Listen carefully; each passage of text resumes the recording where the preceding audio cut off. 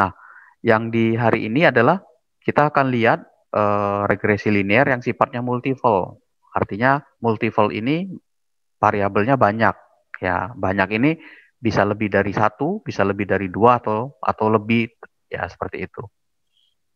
Nah, ada dua tipe algoritma dari supervised learning. Yang pertama bertipe regresi dan yang kedua bertipe klasifikasi. Kalau dia bertipe regresi ini, kalau kita misalkan bicara tentang bertipe regresi, itu sebenarnya mencari keterhubungan. Ya, yang dikatakan mencari keterhubungan itu seperti ini. Ada nggak pengaruh, misalkan contoh gini, apakah ada pengaruh kalau saya jarang masuk misalkan ya, dengan nilai akhir yang saya peroleh? Itu satu. Atau misalkan mencari hubungan antara nilai IPK saya dengan misalkan prestasi dengan kemampuan akademik. Apakah ada korelasinya? Atau ada nggak hubungannya? Nah, itu bisa bersifat linear atau tidak. Ya, seperti itu. Nah, sedangkan yang bertipe yang kedua, ya supervised machine learning, masih ingat ya, supervised itu ada intervensi kita terhadap data itu. Ya, kalau unsupervised nanti dia otomatis mencari, mempelajari sendiri. Nah, yang kita masih pelajari ini adalah yang supervised. Yang kedua tadi saya coba singgung lagi yang klasifikasi.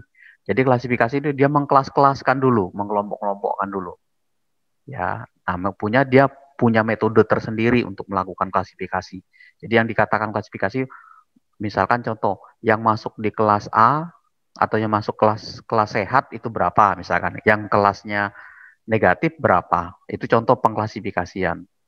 Nah, untuk yang tipe data regresi itu akan memprediksi nilai keluaran kontinu, sedangkan klasifikasi dia lebih cenderung memprediksi atau nilai yang sifatnya diskrit. Nah, kalau ada yang tanya apa diskrit sama kontinu, coba dicek lagi ya di pertemuan-pertemuan kalian atau di slide-slide yang ada itu seperti apa ya. Apa beda antara yang kontinu dengan yang diskrit itu. Ini contoh misalkan ini ya, kita memprediksi harga suatu rumah dalam rupiah itu bisa jadi merupakan masalah regresi. Nah, ini kenapa bisa? Ya, kita nanti mencari hubungan harga suatu rumah itu ya, memprediksi harga yang ada itu mencari hubungan kira-kira harga rumah X rupiah, katakanlah seperti ini, ada nggak hubungannya dengan misalkan eh, tingkat ekonomi misalkan dengan situasi saat ini, ya itu kan mencari hubungan dia. Nah, kalau misalkan kita memprediksi tumor itu ganas apa tidak, ini kan ada dua nih, ganas atau jinak tumor ya. Kita mengklasifikasikan tumor itu dalam dua kategori, dua kelas. Apakah dia termasuk ganas, apakah dia termasuk jinak, seperti itu. Nah, jadi mengkelas-kelaskan. Tapi permasalahan harga rumah juga bisa juga kalau mau diklasifikasikan bisa juga murah, mahal, ya bisa juga seperti itu. Nah, ini tergantung kita yang mau membahasnya kemana arahnya. Apakah mau mencari keterhubungan antar variabel atau antar fitur atau mau mengkelompokkan, ya. Nah, minggu kemarin ya pas ada acara itu ada yang bertanya ke saya di WA mahasiswa juga. Dia mau ngambil tugas skripsi nantinya. Pak, kalau saya mau ngambil topiknya tentang klasifikasi, algoritma apa yang bagus ya, Pak? Terus saya tanya mau sumber datanya bersifat apa? Teks, grafis, picture, image atau apa? Bertipe teks. Nah, kalau dia bertipe teks, ya, yang cocok apa? Misalkan seperti itu. Kalau yang bertipe sumber datanya bertipe gambar, image, itu seperti apa? Atau bersifat multimedia, itu seperti apa? Misalkan seperti itu. Nah, itu bisa bisa dipilih dari dua jenis ini. Ini yang multiple ya. Nah, sedangkan yang multiple regresi itu permasalahannya tidak hanya dia berlingkup dengan dua variabel. Ya. Jadi bisa lebih. Malahan di dunia nyata banyak variabel yang mempengaruhi. Bisa 5. Contoh tadi rumah tadi misalkan itu. Kategori kita memilih rumah kan biasanya kategorinya macam-macam tuh. Salah satu kita cocok memilih rumah. Ya, satu tempatnya. atau lokasinya pas nggak dengan tempat kita kerja, dengan rumah orang tua kadang-kadang ya, terus kemudian dengan tempat sekolah kita atau dengan situasi lingkungan yang ada. Kemudian yang berikutnya adalah ini lokasi ini bisa macam-macam ya pemilihannya. Bisa nggak banjir nggak daerah itu, rame nggak penduduknya, jarak aksesnya bisa seperti itu. Bisa juga yang berikutnya adalah harga. Harga kan. Nah, harga ini kan kita mencocokkan dengan macam hal. Harga rumah misalkan murah tapi fasilitas atau lokasi misalkan jauh atau harganya mahal. Nah, seperti itu. Harganya tinggi misalkan itu, tapi lokasinya di tengah kota seperti itu. Jadi harga bisa berpengaruh cocok apa tidak. Kemudian yang lain-lainnya ada mungkin tidak hanya harga, tidak hanya lokasi, bisa juga fasilitas ya, saya tambahin di sini fasilitas. Kemudian transportasi, transportasi ya seperti itu. Jadi bisa bisa dicocokkan, cocok nggak nih kita memilih rumah nih, kriterianya apa? Nah ini nanti dihubungkan juga kalau orang bank, misalkan bank kita bikin sistem untuk orang bank. Orang bank juga untuk mencocokkan kita layak diterima apa tidak kan macam-macam. Ada dari slip gaji, pekerjaan kita sudah berapa lama, ya kemudian slip gaji ini gaji pendapatan kita, terus jumlah tanggungan keluarga dan lain-lain. Nah itu bisa menjadi dasar untuk bank meloloskan KPR istilahnya kalau kalau kalian pernah dengar istilahnya untuk mengambil kredit pemilikan rumah. Nah ini bisa dijadikan dasar tadi variabelnya tidak hanya dua ya seperti itu. Nah, untuk yang lebih dari dua ini tadi dikenal sebagai istilahnya multiple linear regresi atau regresi dengan variabel lebih dari dua. Multiple kan lebih ya, banyak lah istilahnya. Regresi linear dengan banyak ya, banyak variabel. Nah, proses yang dilakukan untuk yang multiple regresi ini sebenarnya sama cara ngitungnya. Ya, perbedaannya adalah di tahapan evaluasi saja, bedanya di situ. Karena kan variabel penentunya kan banyak ya variabel yang bisa menentukan hubungan antar antar antar variabel itu keterhubungannya bisa banyak seperti itu. Nah hasil yang nanti akan kita peroleh itu bisa kita ketahui kira-kira mempengaruhi dampak enggak ya pada keluaran yang kita prediksi. Jadi tetap ya kalau kita jadi yang dikatakan prediksi itu gini misalkan ini angka aktual ya angka sebenarnya katakanlah 2. Nah prediksi kita misalkan 4. Nah, ini yang disebut sebagai, jadi nanti ada keterhubungan nggak antara 2 dengan 4 ini? Seperti apa keterhubungannya? Nah, bisa dihitung dengan jarak ya, seperti itu. Nah, jadi apakah saling berhubungan satu sama lain? Ya, bagaimana variabel yang berbeda itu dapat terhubung antara satu sama lain? Bisa jadi kalau misalkan kita punya variabelnya lebih dari satu, X, Y, Z, misalkan ini. Ya, kemudian misalkan ini P, Q, R, S, T. Misalkan ada 5 variabel. Bisa jadi variabel P ini berpengaruh signifikan terhadap Q. Bisa juga 2 variabel ini berpengaruh terhadap R. Bisa juga pengaruhnya nggak ada terhadap T, bisa juga. Ya, bisa juga ada yang seperti itu. Ya, jadi banyak variabel-variabel yang mungkin tidak ada terhubung, tidak ada keterkaitan, tapi dia dimasukkan di dalam persamaan atau di dalam regresi itu. Jadi banyak hal. Jadi kadang-kadang kita mau menentukan melihat, misalkan contoh gini, kenapa kamu nggak masuk hari ini kuliah? Kan dia bilang misalkan satu, nggak ada pulsanya pak, nggak ada paket. 2, sakit. 3, sibuk. 4, lupa. 5, apalagi 6. Ada 7 variabel yang menyebabkan dia tidak bisa masuk di perkuliahan hari ini. Nah, kita bisa mencari keterhubungan pulsa terhadap tidak masuk itu seperti apa, sakit terhadap tidak masuk seperti apa. Nanti akan kelihatan derajat keterhubungan dari variabel yang ada ini seperti apa. Nah, yang makin kecil itu berarti makin dekat, artinya makin berpengaruh terhadap tingkat keterhubungannya. Tapi kalau dia besar nilainya, jaraknya besar terhadap hasil yang diperoleh, itu mungkin tidak terlalu berpengaruh terhadap signifikan. Ada pengaruhnya tapi tidak besar gitu loh. Ya, misalkan katakanlah hujan misalkan ini, hujan. Oh ya, dia nggak masuk misalkan katakanlah ini tatap muka. Oh ya Pak, dia nggak masuk karena hujan. Tapi kalau dihubungkan dengan perkuliahan online misalkan gini, perkuliahan online, hujan ada nggak pengaruhnya? Oh ada Pak, pengaruhnya adalah sinyal mungkin kan? Ya, seperti kemarin 2 minggu kita online itu ada yang masalah 2 minggu kemarin tuh. Ada yang sebentar masuk, sebentar keluar, masuk keluar, masuk masuk keluar. Akhirnya ditanya ngapain Pak? Lagi hujan petir Pak di sini jadi keluar masuk seperti itu. Nah itu contoh ya. Jadi ada pengaruh. Jadi hujan ini ada nggak? Kalau dilihat perkuliahan online mungkin tidak berpengaruh. Tapi untuk sebagian orang ada yang berpengaruh. Oke, berpengaruh terhadap paket data sinyal Pak. Akhirnya dia tidak fokus ya sudah keluar saja daripada mengganggu misalkan seperti itu contohnya ya seperti itu. Nah ini adalah multiple linear regresi yang hari ini kita bahas sih, seperti itu. Oke. Nah sengaja saya buat ini adalah tahapan sebenarnya tidak baku tapi kalau kalian misalkan nanti bahas mengambil topik ada yang mau bahas tentang mau menekunin tentang machine learning, ya tahapan ini bisa dilakukan. Pertama siapin dulu datasetnya, tentuin dulu datasetnya. Ya dataset ini mau bahas tentang apa? Ada nggak kesiapan dataset? Ya datasetnya.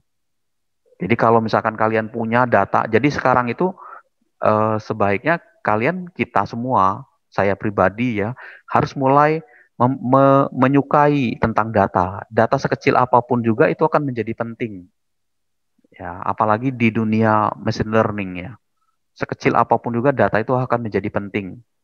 Jadi kalau kalian nanti punya informasi data apapun yang ada dimanapun dapatnya, ya itu menjadi hal yang penting. Kenapa bisa diolah? Oke, jadi yang pertama adalah siapin dulu datasetnya. Mau bahas apa? Pak, saya mau bahas tentang COVID. Kita punya nggak data tentang dataset COVID? Berupa apa datasetnya? Seperti itu. Kemudian mau bahas apa tentang dataset itu? Pak, saya mau ngecek sebenarnya orang itu suka nggak ya Pak dengan saya? Nah, caranya gimana? Kamu punya nggak dataset untuk orang suka sama tidak? Nggak ada, Pak. Oke, berarti cari dulu datasetnya. Caranya gimana, Pak? Biar orang suka. Tanya satu-satu, wawancara, kasih kuesioner, ya. Kasih pertanyaan-pertanyaan yang mengarah kepada kita bahwa orang tuh suka. Apa yang mau dinilai dari kesukaan orang terhadap kita?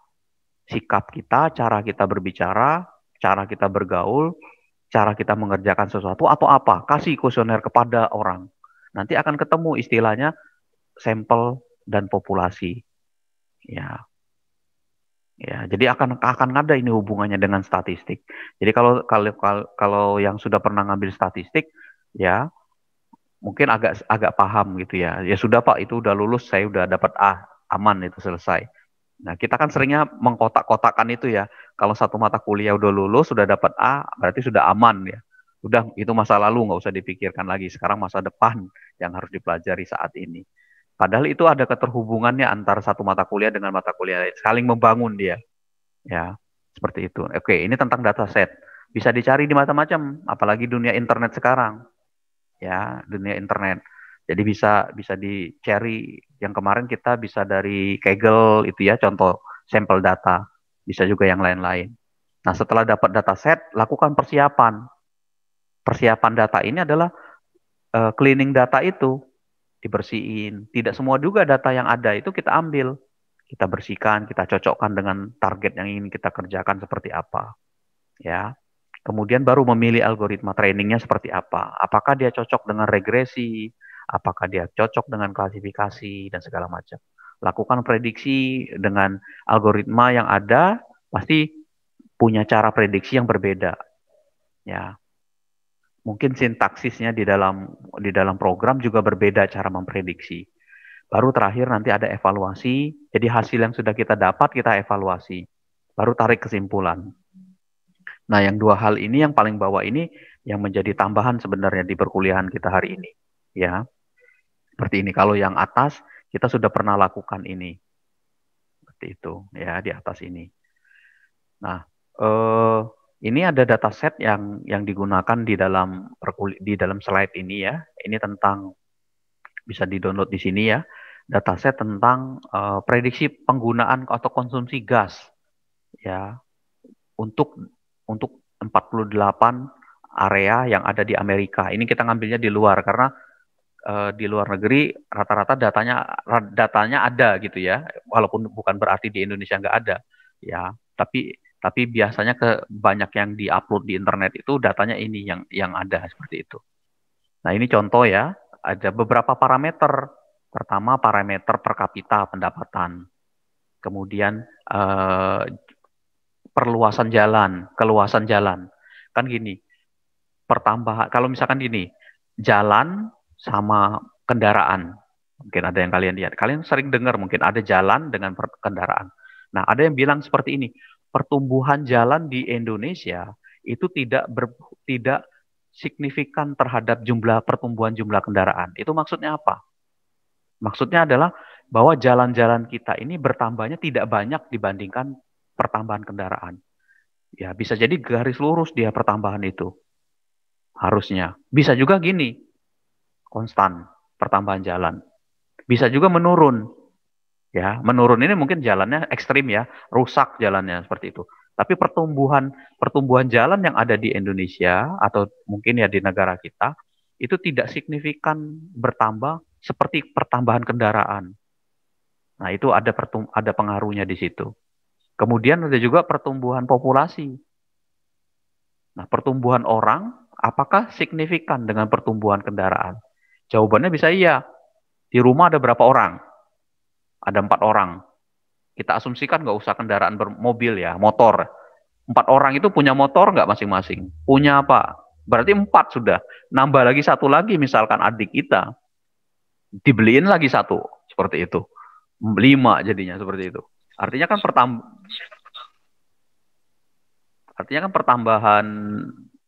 pertambahan kendaraan itu bisa jadi ada hubungannya dengan pertambahan jumlah orang yang ada di rumah kita. Seperti itu. Itu contoh real, contoh singkatnya seperti itu ya. Seperti itu. Oke, kita lanjut ya. Nah, nanti kita akan coba gunakan dataset ini. Oke, nah ini contoh datasetnya ya. Ini saya sudah coba tampilkan. Ya, ini contoh datanya. Ada fieldnya, ada atau fiturnya, ada petrol tax, ada average and income, paid highway, populasi drivernya, petrol konsumsinya ini. Nah, yang ini adalah petrol konsumsinya. Ya, jadi kita sudah siapin dataset yang awal tadi, step yang pertama. Ini datasetnya. Nah, kita sudah tahu informasinya bahwa dataset yang kita gunakan itu informasinya tentang ini ceritanya. Nah, ini ya dataset yang digunakan. Nah, persiapan data, apa yang kita lakukan? Ya, kita bagi datanya. Bagi datanya jadi 2 seperti biasa ya.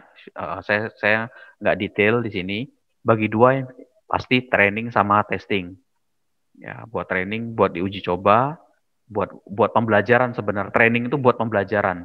Mentrain. Berapa persen? Ya diatur aja. Mau 80-20, 90-10, ya 70-30, ya. Nah, ini contoh kita ambil. Nah, di sini terlihat ya, kita sudah mulai membagi dataset yang X ini untuk variabel X itu ya variabelnya banyak, 1, 2, 3, 4. Ya, dari 5 ini kita ambil 4-nya. Sedangkan Y yang menjadi tujuan, menjadi konsumsi gasnya itu kita simpan di variabel Y. Ya, ini sama perintah kemarin, ini kita pakai 80 sama 20% ya.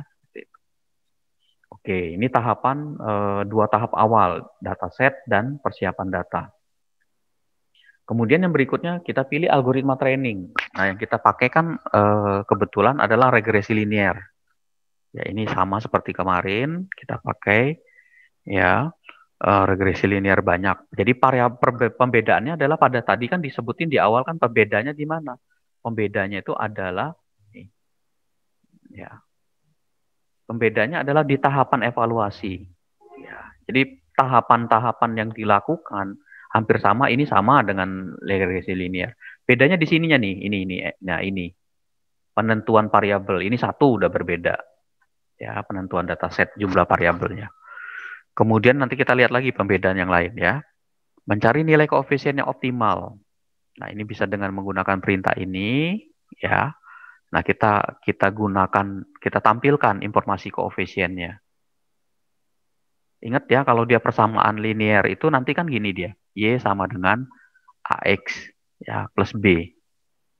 Ini kalau simple. Kalau dia multiple, Y sama dengan AX ya X1 bisa jadi BX2 plus C. Misalkan dua variabel. Kalau dia 5 ya 5. Nah, nanti variabel X dan X1 dan X2 ini ada nggak pengaruh terhadap Y? Ini ada nggak? Nah, yang disebut sebagai koefisien ini adalah nilai A, B ini berapa? Ternyata Petrol Tax ini koefisiennya adalah min 40. Ya, average income adalah min 0,06. Ya, jalan raya min 0,0 ini. Population driver itu 1341 sekian. Nah, ini contoh perhitungan koefisien dari hasil perintah ini ya. Data frame, regression koefisien, X kolom, koma kolom, ini koefisiennya. Muncul kolom koefisiennya ini. Jadi masing-masing variabel yang ada di dalam multiple regresi linear kita dapat koefisiennya. Ya, jadi sebenarnya nanti persamaannya tuh gini dia. Kalau saya misalkan ini A, ini B, ini C, ini D. Jadi nanti Y sama dengan misalkan ini. Ini min 40 ya. Min 40 A, ya saya ambil depannya ya. Ditambah misalkan.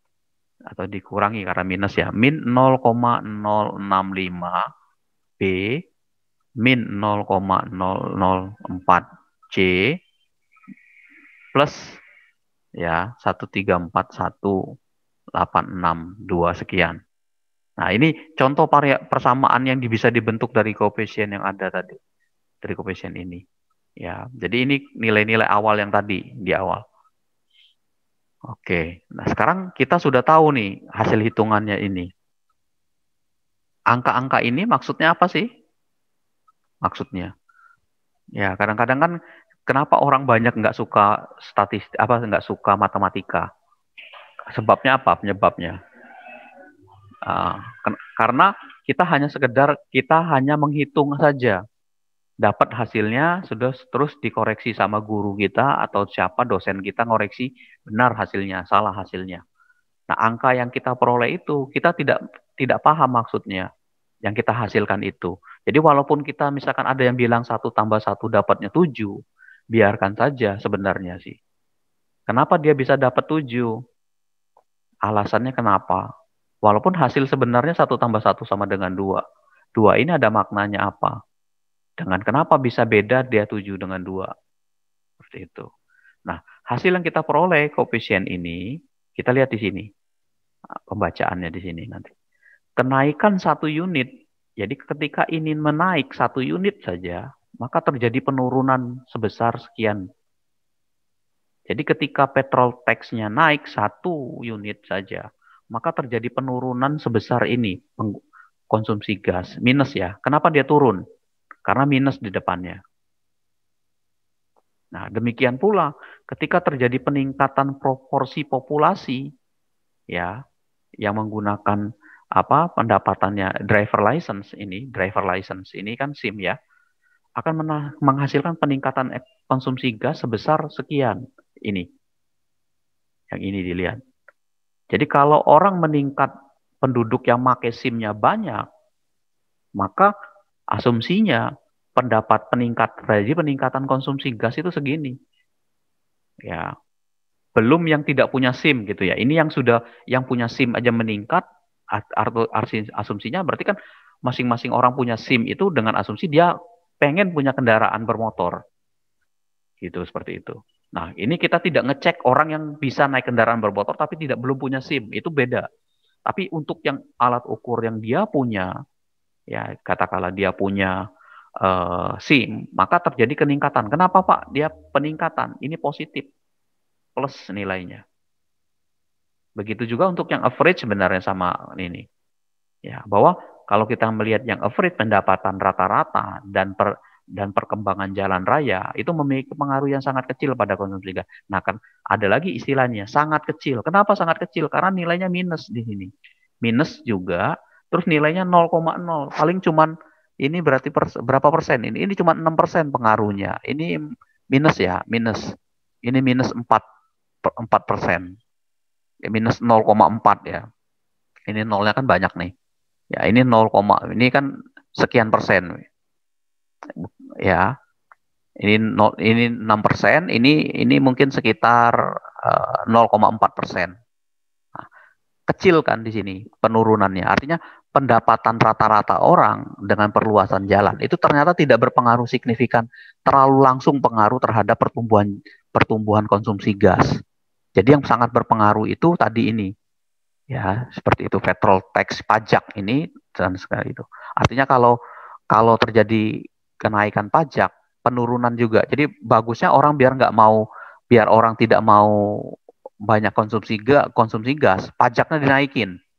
Akhirnya orang ngerem kan, makanya seperti itu. Ya.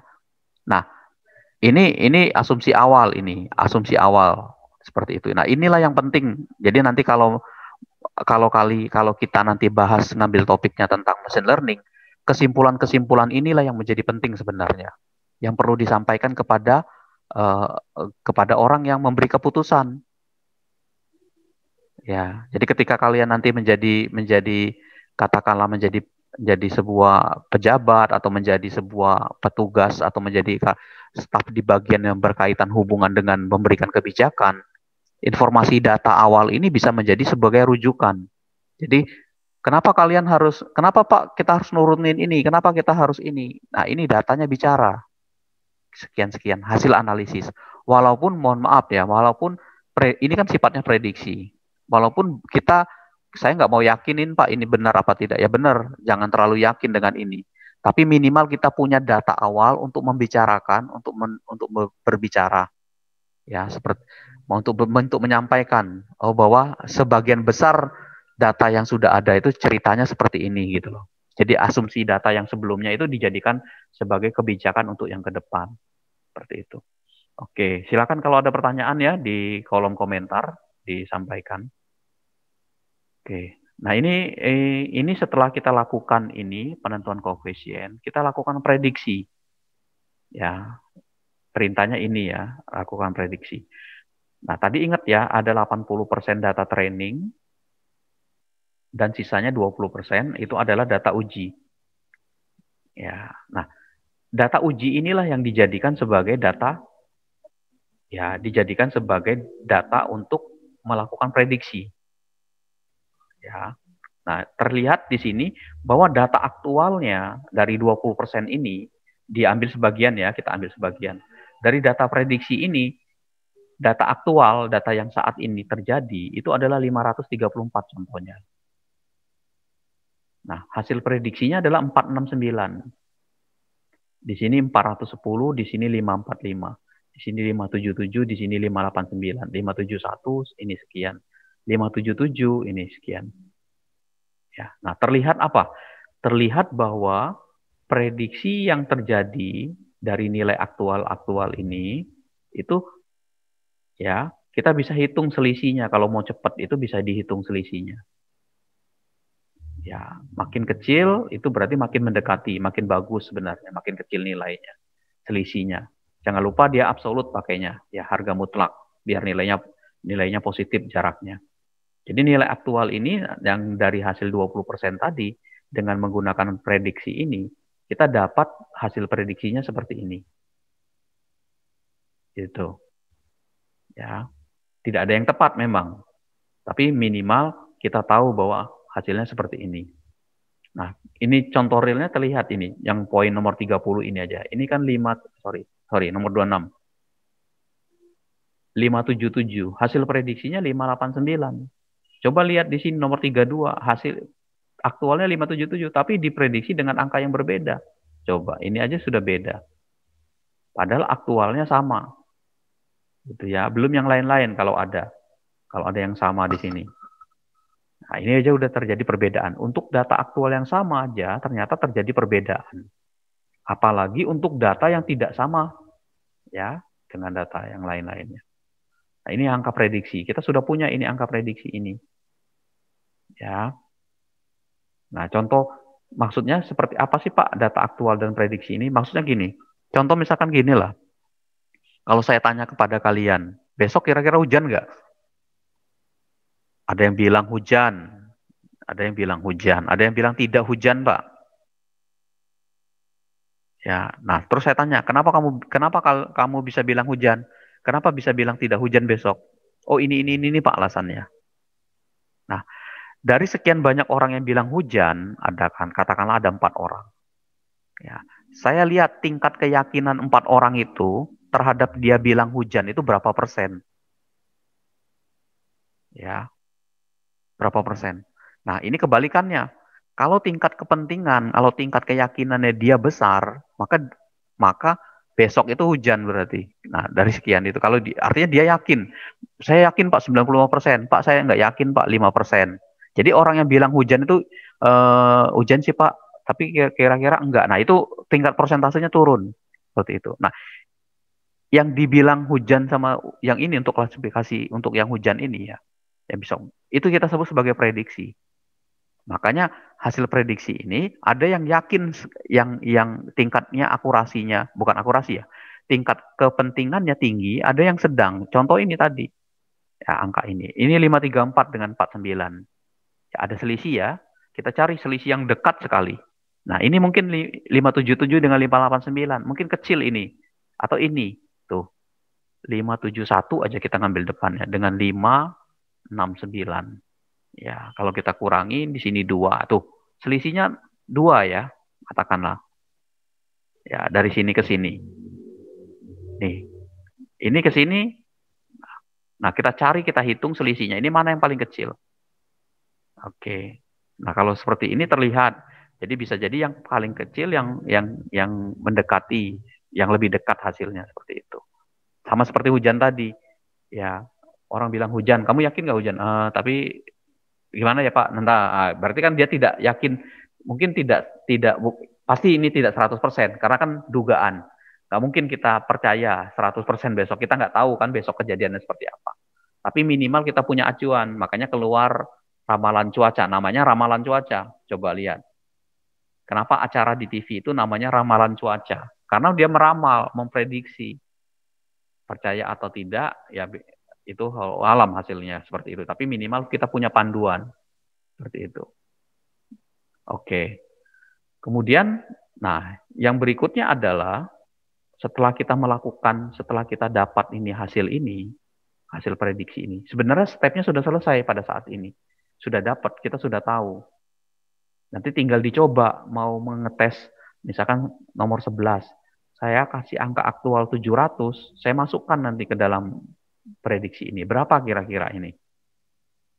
Ya, saya masukin 500, berapa kira-kira? Seperti itu regresinya. Ya, seperti itu.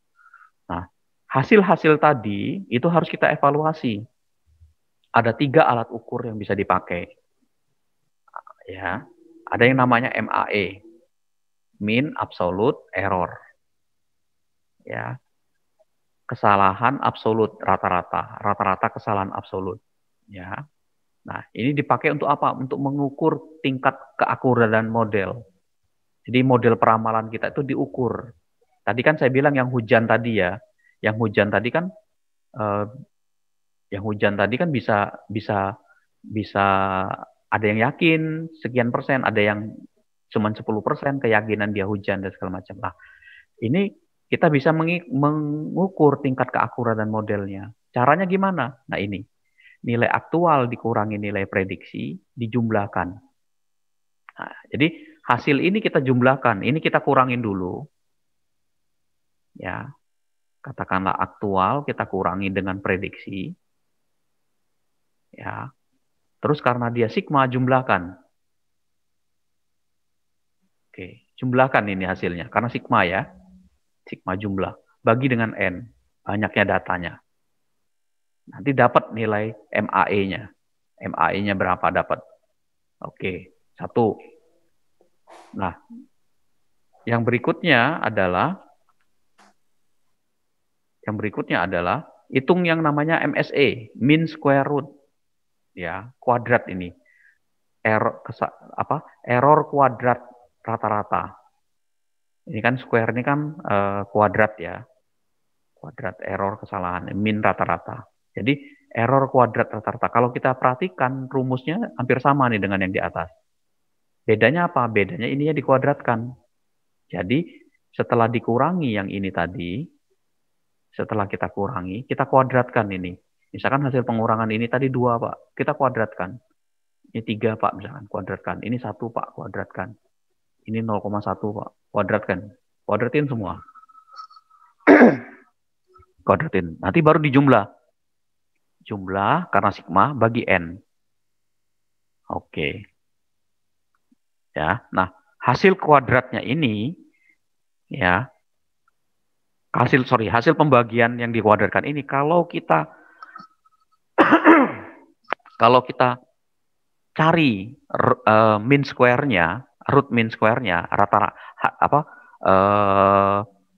apa istilahnya ini, akarnya, kita cari, yang ini kita akarkan, tadi kita cari akarnya. Akarnya itu kita sebut sebagai RMSE. Jadi sebenarnya 3 rumus ini saling berkait.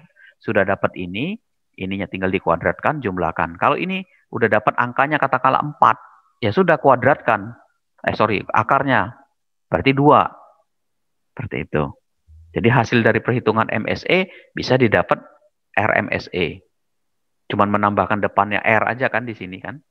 Seperti itu. Root mean square error. Nah, di sini ada ketentuan.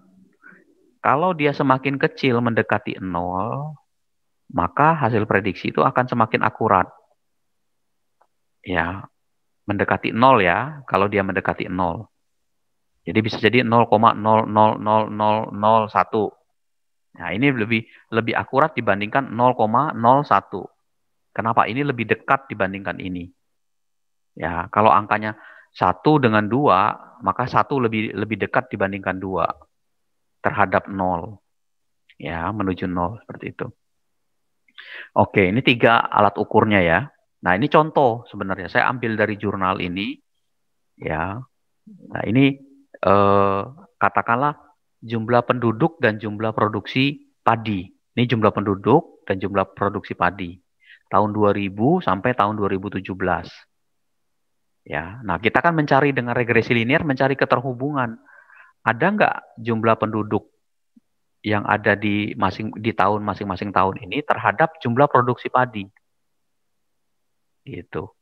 Ya, jumlah penduduknya. Ada nggak berpengaruh nggak terhadap produksi padi kita? Ada yang bilang kan gitu, jumlah penduduk yang bertambah, otomatis produksi ya, bukan produksi ya, produksi padi berkurang. Kenapa? Sawah-sawah banyak dijadikan sebagai perumahan. Harusnya kan berturun di sini. Nah, kita cari hubungannya antara X dengan Y ini tadi. Hasil hitungannya, hasil prediksinya seperti ini. Tuh, ini prediksinya. Ya, hasil prediksinya. Seperti itu. Nanti hasil prediksi ini, ya, hasil prediksi ini kita hitung. Nah, ini saya ingin menunjukkan hasil hitungannya, hitungan MSE-nya, MAE-nya. Nah, kita hitung dengan cara manual seperti ini, dikurangi, ya, Y dikurangi Y1, hasil faktual dengan nilai prediksi.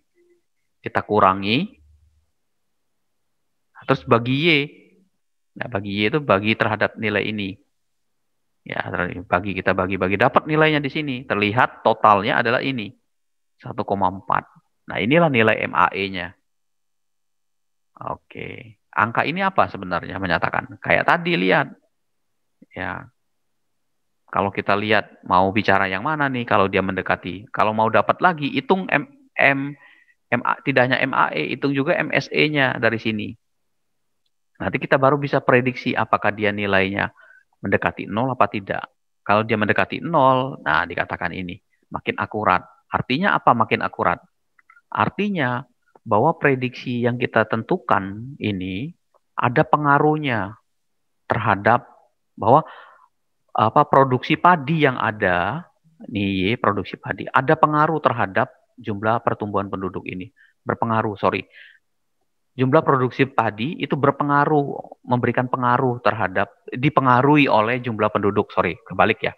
Jadi jumlah produksi padi yang dihasilkan itu dipengaruhi oleh jumlah penduduk, pertambahan jumlah penduduk. Sebesar apa pengaruhnya? Nanti hasil dari hitungan RMSE-nya ini. Seperti itu.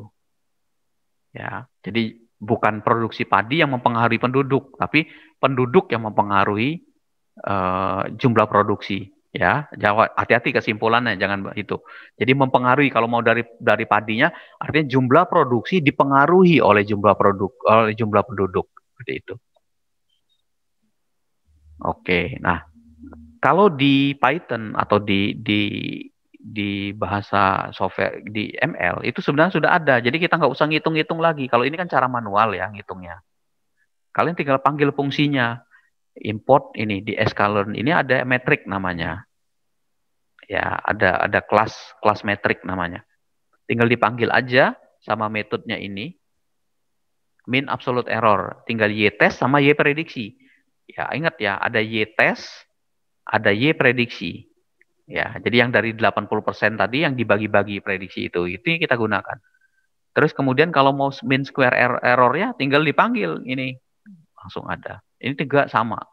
Dapat angka seperti ini hasilnya dari dataset yang sudah ada. Ini 56, sekian, ini 466, ini 68, sekian. Ya. Nah, yang dipakai biasanya adalah yang RMSE buat membaca kesimpulan. Yang dibaca adalah RMSE. Terlihat di sini adalah 68. Ya. Jauh ya dengan 0 ya. Jauh sekali dengan 0. Ya, jauh dari nilainya itu. Nah, di sini dikatakan karena dia jauh dari ini, maka algoritma ini atau bisa algoritma ini prediksi kita ini kurang bagus, kurang akurat. Ya, tapi masih bisa digunakan. Bisa jadi karena ada alasan. Jadi, waduh Pak, ini hasil ujinya 68%. Kurang baik nih Pak. Ya memang benar kurang akurat. Bisa jadi macam-macam nanti ada alasannya di belakang. Tapi bisa jadi ini bisa dipakai, tetap bisa dipakai. Kalau alasannya baik dan tepat bisa dilakukan. Ya, jadi memang data aslinya nggak dirubah-rubah, memang seperti itu kita. Jadi kita bisa buat seperti itu.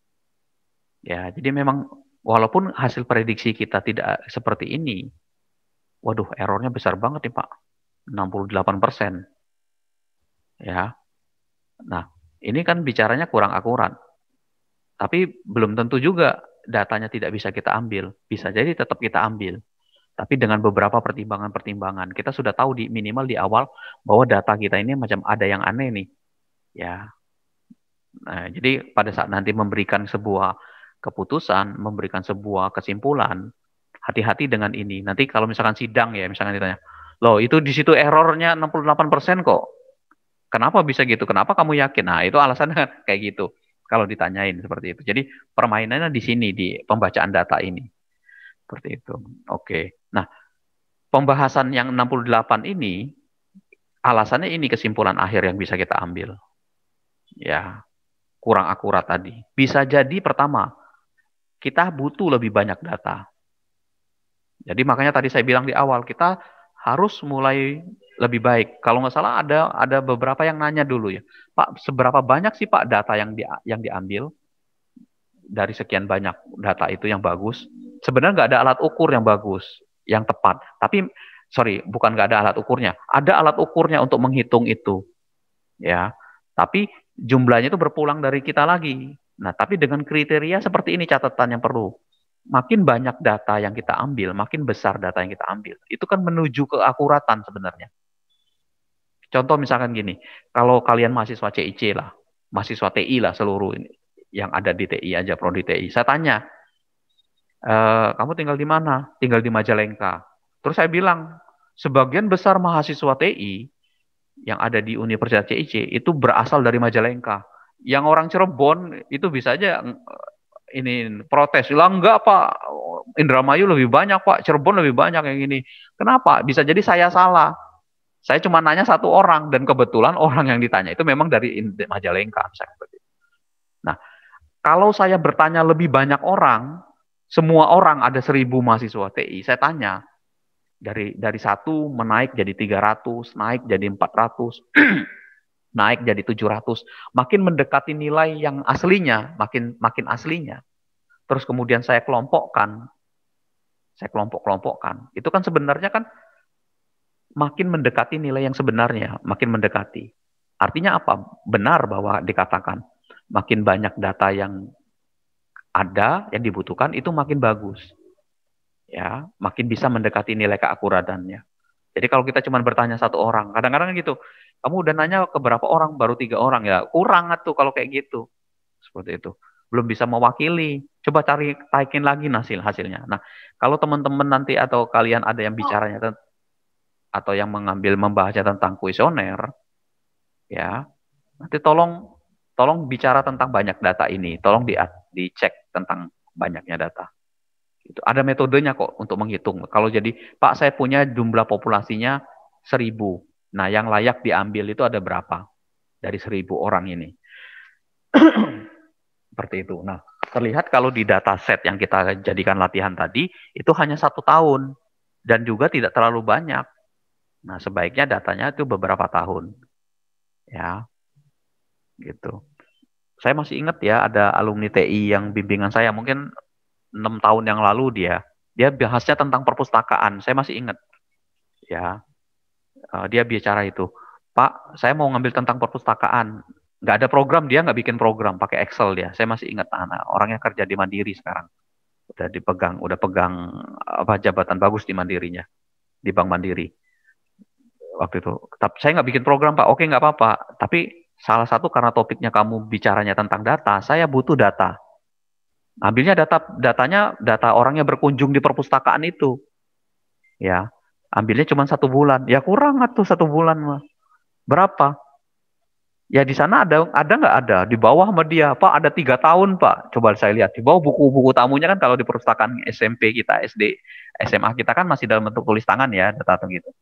Coba saya lihat di bawah bukunya dipinjem. Wah, ini banyak ini, saya bilang gitu. Ya sudah, ini aja ambil.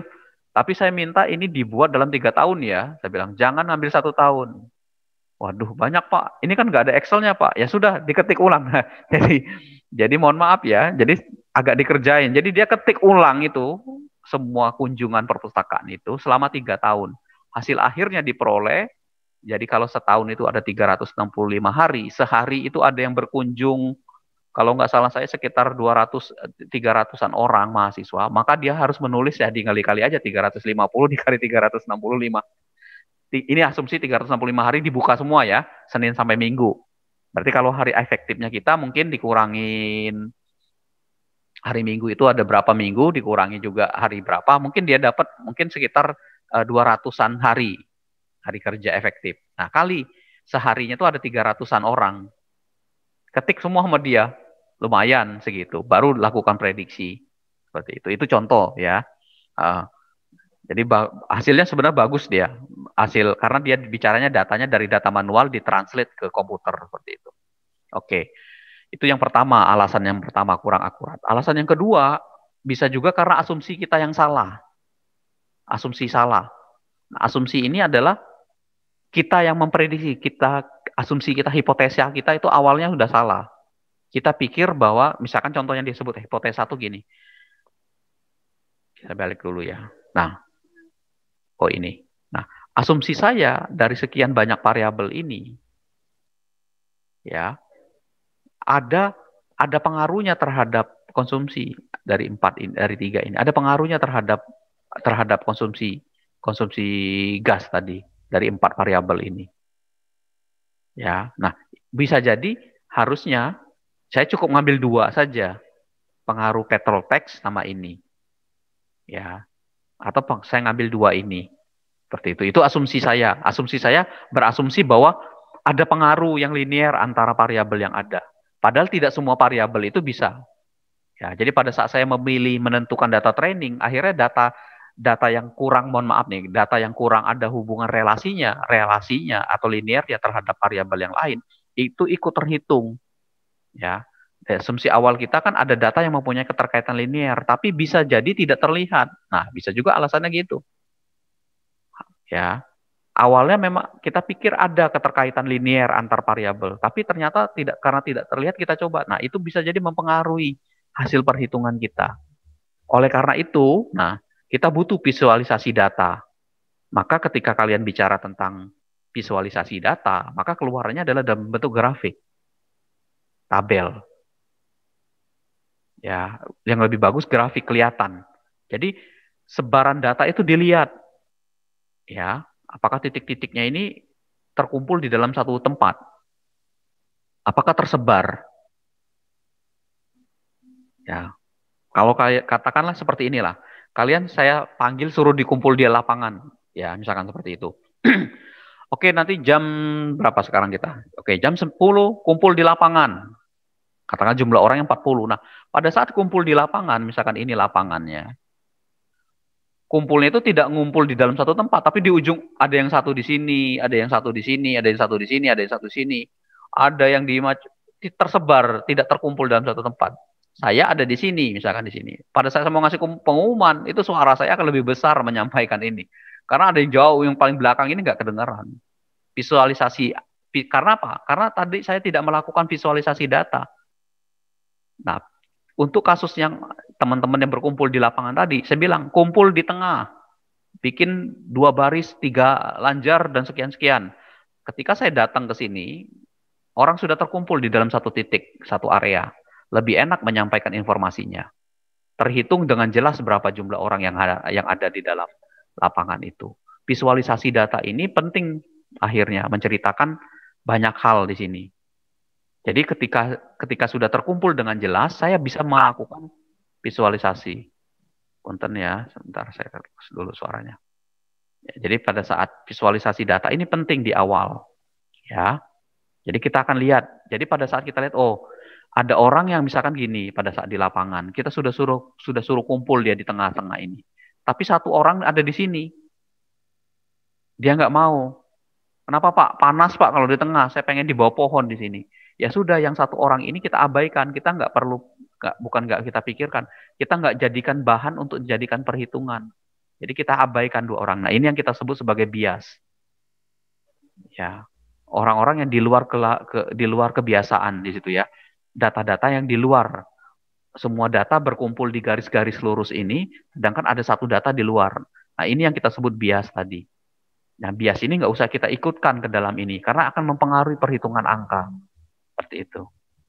Ya, itu contoh. Jadi pentingnya visualisasi data di awal itu tadi, untuk menghindari kesalahan kita dalam mengasumsi ke depan. Terakhir, fitur-fitur yang ada sangat kurang. Ya, fitur-fitur. Fitur-fitur ini bicara tentang field. Ya, atau variabel. Variabel yang kita gunakan baru 4. Nah, untuk mendapatkan tingkat akurasi yang baik, fiturnya bisa jadi ditambahkan menjadi banyak. Hubungannya nanti tarik lagi ke nomor 1 ini tadi. Kalau ini bicara datanya, ini bicara fiturnya. Jadi tidak hanya sekedar 4 data ini aja yang menjadi pengaruh terhadap penggunaan atau konsumsi gas, tapi bisa jadi yang lain-lain.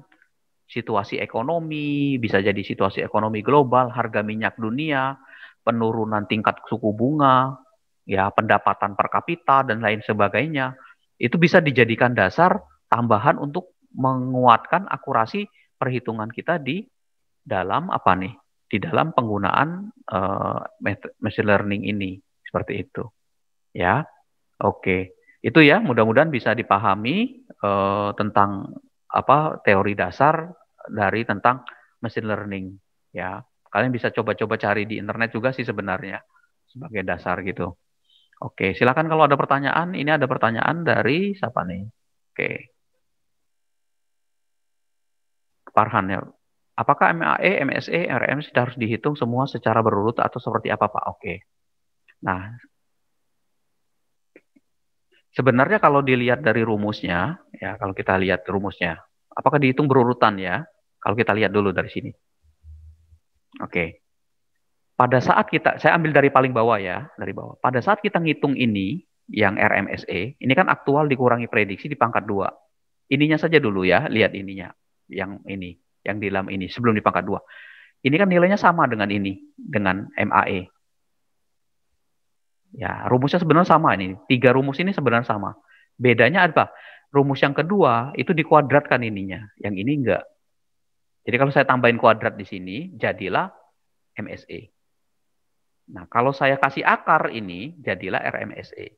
Artinya apa? Kalau kita menghitung RMSE, pasti kita dapat ini. Ya, pasti dapat ini. Pasti dapat ini. Kalau manual ya, ini manual ceritanya. Nah, sekarang balik ke yang metode ini. Kalau misalkan kita tidak mau kalau kita tidak mau mengambil ini, kita bisa aja lakukan ini langsung, dapat ini sekian. Ya, sebenarnya yang nilai RMSE ini jadi ini 466 ini sebenarnya coba kalau kita hitung akar kan ini kan akarnya ya. Coba akar 466, sekian itu sama nggak dengan itu? Mendekati ini nggak? Walaupun kurang ini, tapi mendekati ini nggak. Nah ini data ini diperoleh dari sini. Hasil pengkuadratan data-data ini didapat ini. Ya, jadi kalau misalkan kita mau mengambil hanya RMSE-nya saja, nggak masalah juga. Kalau di dalam coding ini kan nggak saling sequence ya. Artinya kan ini kan parameternya kan y test, y prediksi. Artinya bisa aja kita abaikan dua baris ini. Tapi kalau kita menghitungnya manual, mau nggak mau kita harus dapat ini dulu. Baru dapat ini, baru dapat ini. Kalau manual ya dibikin hitungannya misalkan pakai Excel atau pakai apa tulis tangan segala macam. Tapi kalau di coding yang ini nggak perlu berurutan, kita hanya dapat ngambil ininya saja, sudah bisa dipakai untuk mewakili kesimpulan kita ini, jawaban hasil akhirnya, seperti itu. Itu ya Farhan ya. Oke, silakan mungkin ada yang mau nanggapin. Yang mudah-mudahan bisa dijelasin, atau ada yang belum paham, silakan. Oke, yang lain ada silakan. Oke, silakan kalau ada yang lain. Oke.